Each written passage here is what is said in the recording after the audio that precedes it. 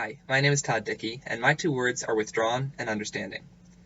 Before high school, I didn't have many friends. One of the reasons for this was that I was bullied, so not many people wanted to get to know me. But the biggest reason was that I didn't try to make friends.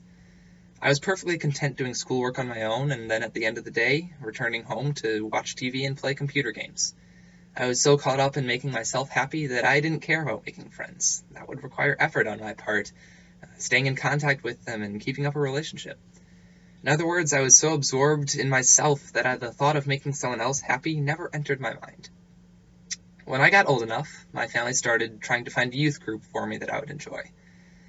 I eventually found one that I liked being with, and with them I started going on retreats, and I saw hundreds of kids having fun together.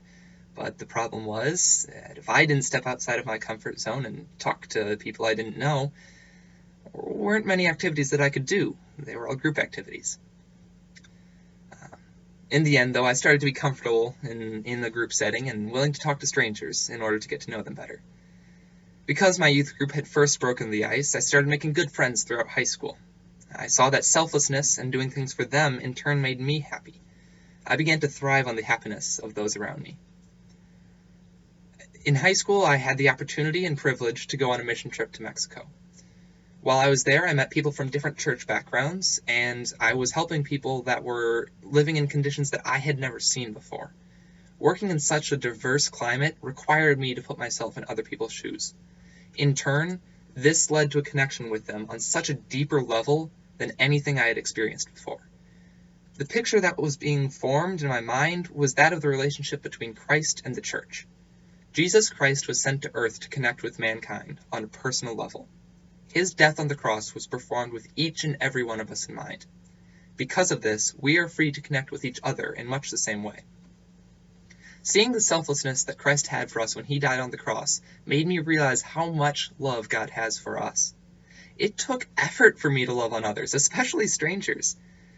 And for him, it had to take love that could change the world to send his son to die for us. This concept of God's love soon overwhelmed me, and I allowed him to take over my life. Before I had allowed Christ to control my thoughts and actions, I lived inside of a shell. I didn't spend time with others, and much less sacrifice my time for them.